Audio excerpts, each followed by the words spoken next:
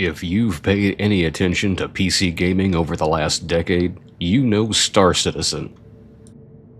It's the record-breaking, crowd-funded behemoth that has raised over $1 billion from players. It was pitched as the ultimate space MMO. A living, breathing universe where you could be a fighter pilot, a cargo freighter, a pirate, or a miner. All seamless, all persistent. There's just one problem. The man in charge, Chris Roberts, doesn't actually care about making Star Citizen the MMO you were promised. To Chris, the persistent universe isn't the grand vision, it's the bank account. It is an endless cash cow designed to fund his real dream, a cinematic, single-player passion project called Squadron 42.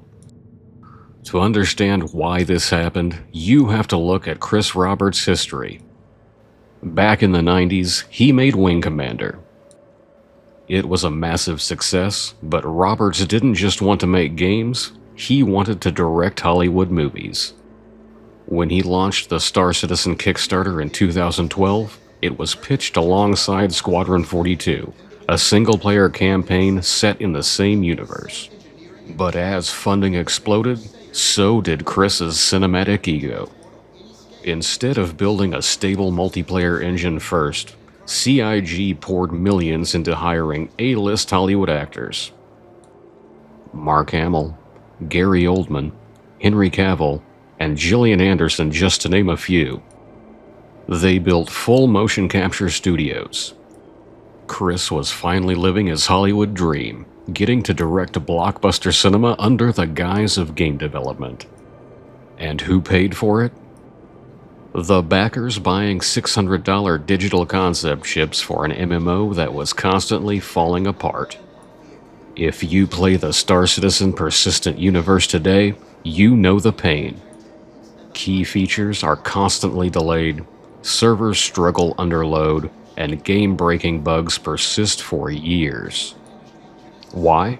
Because for years, Cloud Imperium Games funneled their best developers, core engineering resources, and tech polish straight into Squadron 42. The persistent universe was demoted to a live environment testbed. When developers built new flight models, dynamic UI, or realistic bedsheet physics, they weren't building it for the MMO.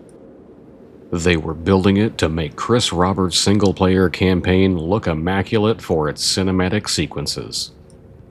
The Star Citizen community was essentially paying a monthly subscription of macro-transaction ship sales just to act as unpaid QA testers for a game they couldn't even play. The irony is that Squadron 42 has been plagued by the exact same perfectionism that stalls the MMO. It was originally supposed to be released in 2014, then 2016, then 2020. Chris Roberts famously suffers from feature creep, the inability to say stop to new ideas. Because there was no publisher standing over him with a deadline like in his old Wing Commander days, he had infinite time and infinite player money. Whenever Squadron 42 gets close, Chris decides the graphics need an overhaul, or the AI needs to react to ambient temperature, resetting the clock. The MMO is kept on life support with artificial hype cycles, ship sales, and grand promises, purely to ensure the cash keeps flowing until Squadron 42 finally meets his personal standards. Star Citizen isn't a failed project, it's a hijacked one. The dream of the ultimate multiplayer space sim was put on the back burner so one man could direct his ultimate interactive movie. Whether Squadron 42 turns out to be a masterpiece or an overhyped relic, one thing is clear. The multiplayer universe was never the priority, it was just the wallet. And that is why I have closed my wallet to Star Citizen.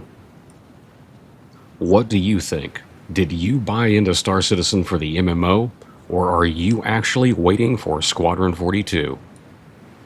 Let me know in the comments below. Don't forget to like and subscribe, and I'll see you on the next one.